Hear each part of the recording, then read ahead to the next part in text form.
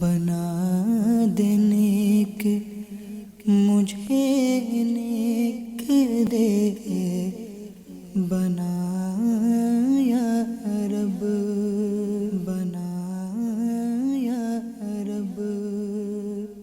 الحمدللہ رب العالمین والصلاة والسلام علی سید الانبیاء والمرسلین، اما بعد فاعوذ باللہ من الشیطان الرجیم، بسم اللہ الرحمن الرحیم۔ الصلاة والسلام علیک یا رسول اللہ وعلی آلک واصحابک یا حبیب اللہ۔ الصلاة والسلام علیک یا نبی اللہ وعلی آلک واصحابک یا نور اللہ۔ میٹھے میٹھے اسلامی بھائیوں اور مدنی چینل کے ناظرین، ہم ایک بار پھر آپ کو اپنے سلسلے آداب زندگی میں مرحبا کہتے ہیں۔ اس سے پہلے کہ اپنے موضوع کا آغاز کریں، درود پاک کی ایک بہت ہی پیاری فضیلت سماعت کرتے ہیں۔ چنانچہ سید عالم صلی اللہ تعالی علیہ وآلہ وسلم نے ارشاد فرمایا، جو شخص مجھ پر 10 بار درود پاک پڑھتا ہے، اللہ تعالیٰ اس پر 100 رحمتیں نازل فرماتا ہے۔ صلو علی الحبیب صلی اللہ تعالی علی محمد صلی اللہ علیہ وسلم۔ مدنی چینل کے ناظرین، جیسا کہ آپ جانتے ہیں، الحمدللہ اپنے اس سلسلے آداب زندگی میں ہم زندگی گزارنے کے بے شمار ایسے معمولات اور آداب کے بارے میں گفتگو کیا کرتے ہیں اور مدنی پھول چنا کرتے ہیں، جن کو اپنا کر ہم ایک بہترین زندگی گزارنے میں کامیاب ہو سکتے ہیں۔ دیکھیں نا، ہم زندگی گزارنے کے بہت سارے معمولات پر عمل کرتے ہی رہتے ہیں۔ مثال کے طور پر اٹھنا، بیٹھنا، چلنا، پھرنا، سونا، جاگنا، کھانا، پینا وغیرہ وغیرہ۔ ہم اپنی طبیعت کے تقاضے پورا کرنے کے لیے، اپنے معمولات کی ادائیگی کے لیے ان افعال اور اعمال کو اپناتے ہیں۔ لیکن مدنی چینل کے ناظرین، ایک اہم ترین بات یہ ہے کہ یہ جو تمام معمولات ہیں، ہمارا پیارا پیارا دین اسلام اس حوالے سے ہماری بہترین رہنمائی کرتا ہے کہ ہم نے اپنے ان معمولات زندگی کو کس طرح سے ادا کرنا ہے۔ اور یقین جانیے کہ اگر ہم ان احکامات اور طریقوں کے مطابق اپنی ان زندگی کے معمولات کو ادا کرنے میں کامیاب ہو جاتے ہیں تو یقیناً ضرور ہمارے یہ معمولات ہمارے لیے ثواب حاصل کرنے کا ایک بہترین ذریعہ بھی بن سکتے ہیں۔ صلو علی الحبیب صلی اللہ تعالی علی محمد صلی اللہ علیہ وسلم۔ مدنی چینل کے ناظرین، آج کے سلسلے آداب زندگی میں ہم نے جس معمول زندگی اور طریقے کے آداب سیکھنے ہیں، تقریباً بلکہ آپ کہہ لیجئے کہ یقیناً سارے کے سارے لوگ اس سے دوچار ضرور ہوتے ہیں، اور سارے لوگوں کو یہ کام اپنی زندگی میں ضرور کرنا پڑتا ہے، اور وہ کام ہے سونا، نیند کرنا۔ یقیناً مدنی چینل کے ناظرین، سونا یہ انسان کی ایک طبعی چیز ہے۔ انسان نیند کیے بغیر نہیں رہ سکتا، لیکن ایک بات یاد رکھنا ضروری ہے، وہ یہ ہے کہ نیند بھی ایک طرح کی موت ہے۔ تو جب بھی سونے لگیں تو ہمیں ڈر جانا چاہیے، اپنے دل میں خوف پیدا کرنا چاہیے کہ ایسا نہ ہو کہ اب کی بار سوئیں تو ہمیشہ کے لیے سوتے ہی رہ جائیں۔ لہٰذا سونے سے پہلے روزانہ اپنے گناہوں سے توبہ کر لینی چاہیے، اللہ تعالیٰ کی بارگاہ میں اپنے گناہوں سے توبہ کر لیں اور مغفرت طلب کر لیں۔ خدا نہ کرے آنکھ دوبارہ کھلے ہی نہیں، ہاں اگر سنت کے مطابق سوئیں گے، دعائیں وغیرہ پڑھ کر سوئیں گے، اپنے وظائف اور سونے کے معمولات جو ہمیں سنت سے معلوم ہوتے ہیں ان کی ادائیگی کر کے سوئیں گے تو انشاءاللہ ہمارا یہ سونا ہمارے لیے ثواب کے حصول کا ذریعہ بن جائے گا۔ مدنی چینل کے ناظرین، ہمارے دین اسلام الحمدللہ ہمیں نیند کرنے کے حوالے سے بھی احکامات فراہم کرتا ہے، مدنی پھول فراہم کرتا ہے کہ ہمیں اپنے سونے کے معمول کو کس طرح سے ادا کرنا ہے۔ نیند کے لیے ہمیں کن کن معمولات اور آداب کو اپنانا ہے جو ہمیں نقصان سے بھی بچا سکتے ہیں، جو ہمیں تکلیف سے بھی بچا سکتے ہیں، جن کو اختیار کرنے کے بعد ہم ایک راحت اور سکون والی نیند حاصل کرنے میں کامیاب بھی ہو سکتے ہیں۔ جی ہاں، پیارے آقا صلی اللہ تعالی علیہ وآلہ وسلم کے فرامین بھی ہیں، دعائیں بھی ہیں۔ انشاءاللہ آج کے سلسلے میں ان تمام کو ہم سماعت کریں گے۔ صلو علی الحبیب صلی اللہ تعالی علی محمد صلی اللہ علیہ وسلم۔ مدنی چینل کے ناظرین، جب آپ سونے کے لیے جاتے ہیں، نیند کرنے کے لیے جاتے ہیں، کوشش کریں وضو کر لیں۔ جی ہاں، باوضو سونا بہت ساری برکتوں کے حصول کا ذریعہ ہے، لہٰذا ہو سکے تو طہارت حاصل کر لیں، باوضو ہو جائیں، اور جب آپ بستر پر جاتے ہیں سونے کے لیے تو جو طریقہ ہمیں سکھایا گیا ہے وہ یہ کہ اپنے بستر کو 3 مرتبہ جھاڑ لیں، اچھی طرح سے بسم اللہ پڑھ کر اپنے بستر کو 3 مرتبہ جھاڑ لیں۔ فائدہ کیا ہوگا؟ اس کا فائدہ ہمیں ہی ہوگا کہ اگر خدا نہ کرے کوئی موذی کیڑا یا کوئی نقصان دہ چیز ہوئی یا کوئی ایسی چیز بستر میں لگی ہوئی ہو جو آپ کے جسم کو نقصان دے سکتی ہو، آپ جیسے ہی سونے کے لیے لیٹیں وہ آپ کے جسم پر لگ جائے، کوئی کانٹا ہو، کوئی سوئی ہو، کوئی اس طرح کی نوکیلی چیز ہے، کوئی کیڑا مکوڑا ہے جو آپ کو نقصان اور ضرر پہنچا سکتا ہے، تو اگر بستر کو جھاڑ لیں گے تو انشاءاللہ ہم اس موذی اور تکلیف دہ چیز سے اپنے آپ کو محفوظ رکھنے میں کامیاب ہو جائیں گے۔ جب آپ بستر پر لیٹتے ہیں تو سونے کی دعا پڑھ لینی چاہیے۔ سونے کی دعا کیا ہے؟ اللہم بسمک اموت و احیا۔ آج کل تو الحمدللہ ہمارے بچوں کو یہ دعائیں یاد ہوتی ہیں، لیکن پڑھنے کا اپنا معمول بنائیں اور تھوڑا بلند آواز سے پڑھیں تاکہ کمرے کے اندر جو دوسرے افراد بھی سو رہے ہوں تو وہ بھی ہماری اس دعا کو سن کر انہیں یاد آ جائے اور وہ بھی اس دعا کو پڑھ لیں۔ کتنا پیارا ترجمہ ہے، اللہم بسمک اموت و احیا۔ اے اللہ، میں تیرے ہی نام سے جیتا اور مرتا ہوں۔ سونا گویا کہ موت کی طرح ہے اور جاگنا گویا کہ زندہ ہونے کی طرح ہے، لہذا اس میں ہمیں ایک تصور دیا جا رہا ہے، اللہم بسمک اموت و احیا، یا اللہ تیرے ہی نام سے میں جیتا اور مرتا ہوں۔ لہذا اپنا معمول بنا لیجئے، اور بخاری شریف کی حدیث پاک میں ہے، بڑی پیاری رہنمائی سید عالم صلی اللہ تعالی علیہ وآلہ وسلم نے ہمیں عطا فرمائی۔ چنانچہ پیارے آقا صلی اللہ تعالی علیہ وآلہ وسلم ارشاد فرماتے ہیں، جب ابتدائی تاریکی آ جائے، یعنی رات کا ابتدائی وقت آ جائے، نبی کریم علیہ السلام فرماتے ہیں کہ بچوں کو سمیٹ لو۔ شام کا وقت آ گیا، بچوں کو سمیٹ لو، کیونکہ اس وقت شیاطین منتشر ہو جاتے ہیں، اور بسم اللہ کہہ کر دروازہ بند کر لو۔ اس طرح جب دروازہ بند کیا جائے فائدہ کیا ہوگا؟ شیطان انہیں نہیں کھول سکتا۔ دیکھیں، دروازہ تو ہم اپنے گھر کا عموماً بند کرتے ہی ہیں، بالخصوص جب رات کو سونے لگتے ہیں اپنے گھروں کے دروازے بند کر لیتے ہیں۔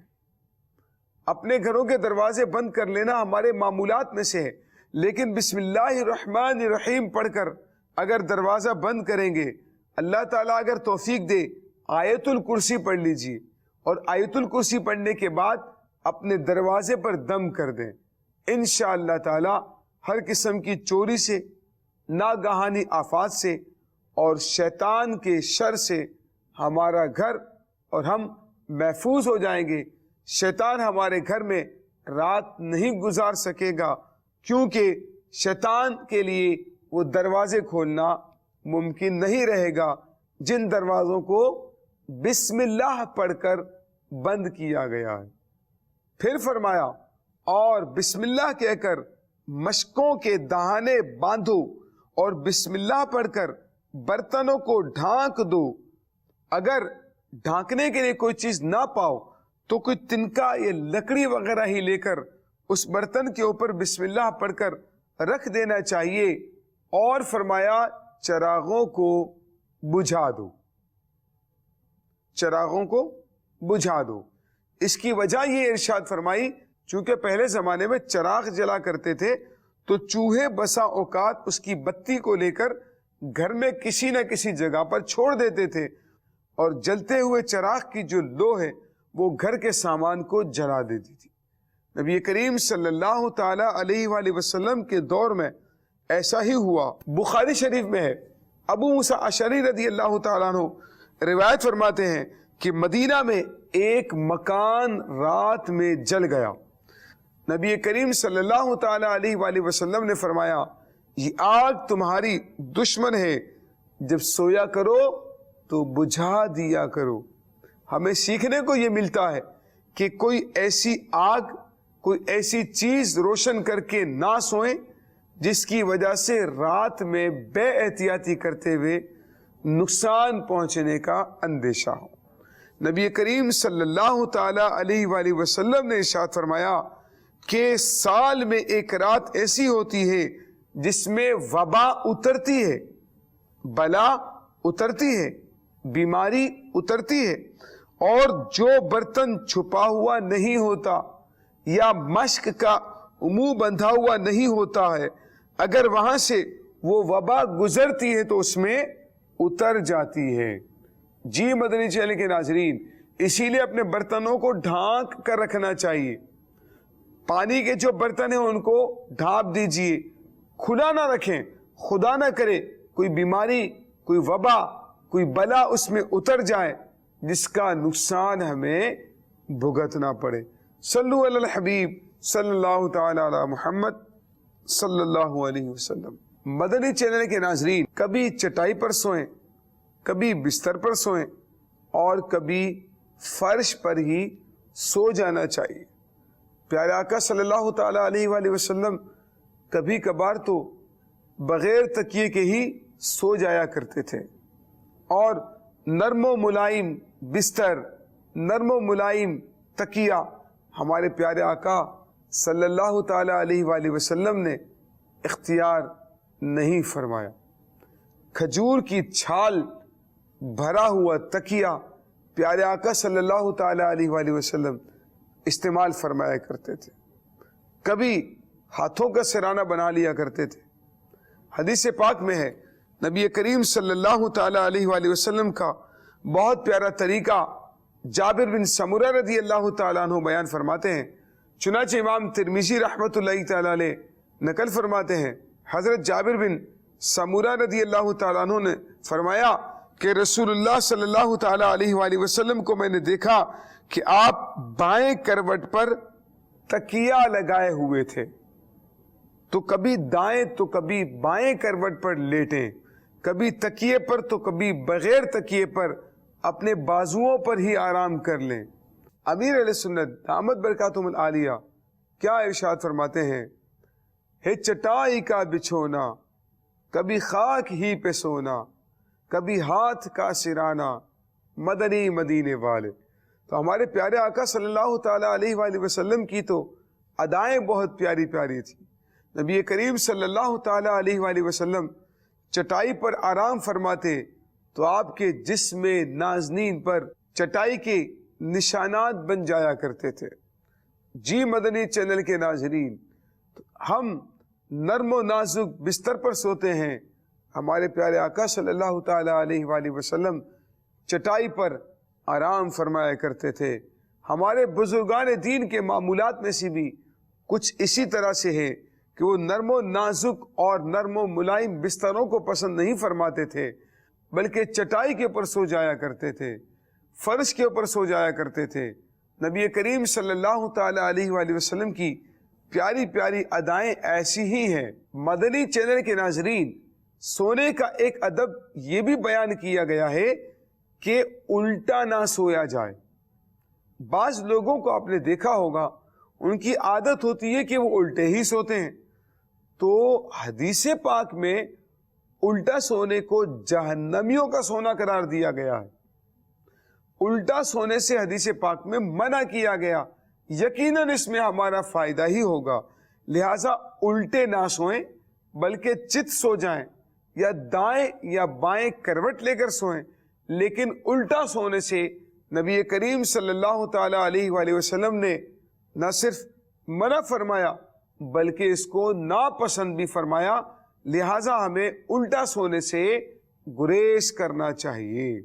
صلو علی الحبیب صلی اللہ تعالی علی محمد صلی اللہ علیہ وسلم۔ مدنی چینل کے ناظرین، جیسا کہ آپ جانتے ہیں الحمدللہ اپنے سلسلے میں ہم ایک بہت ہی پیارا سیگمنٹ بھی شامل کیا کرتے ہیں، جس میں پیارے آقا صلی اللہ تعالی علیہ وآلہ وسلم کی پیاری پیاری غذاؤں کے متعلق ہم مدنی پھول سنا کرتے ہیں۔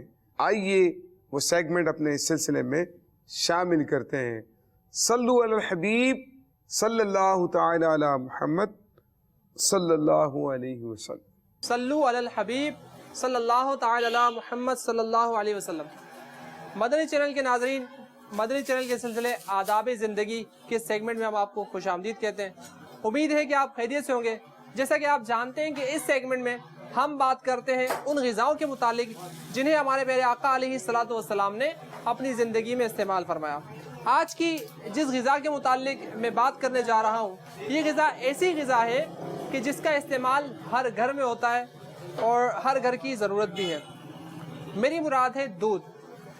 حضرت مقداد بن عمر رضی اللہ تعالیٰ عنہ، اس سے روایت ہے، آپ اپنی کہانی کو خود ہی بیان کرتے ہوئے کہتے ہیں، ایک مرتبہ مدینے کے اندر مجھ پر سخت حالات آئے ہوئے تھے، فاقوں پر فاقے ہو رہے تھے، یہاں تک کہ مجھے اپنے حالات پیارے آقا علیہ الصلوۃ والسلام کی بارگاہ میں پیش کرنے پڑے۔ حضور علیہ الصلوۃ والسلام نے مجھے اور میرے ساتھ 2 ساتھیوں کو اپنی کفالت میں لے لیا۔ پھر ہوا کچھ یوں کہ آقا علیہ الصلوۃ والسلام کے پاس چند بکریاں تھیں، آپ نے وہ ہماری سپرد کر دی۔ ہم ان کا دودھ دھوتے اور خود بھی پیتے، آقا علیہ الصلوۃ والسلام کے لیے بھی بچا کر رکھتے۔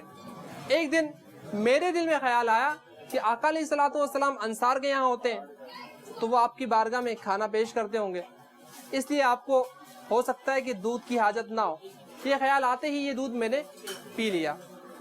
اب دودھ پینے کے بعد مجھے احساس ہوا کہ یہ بھی تو ہو سکتا ہے کہ آقا علیہ الصلوۃ والسلام نے کچھ نہ کھایا ہو، اور جب وہ اپنے حصے کا دودھ لینے آئیں اور دودھ نہ پائیں تو مجھ سے ناراض ہو جائیں۔ یہ خیال آتے ہی میری بے چینی کا کوئی ٹھکانہ نہ رہا۔ ساری رات کروٹیں بدل بدل کر میں نے گزاری۔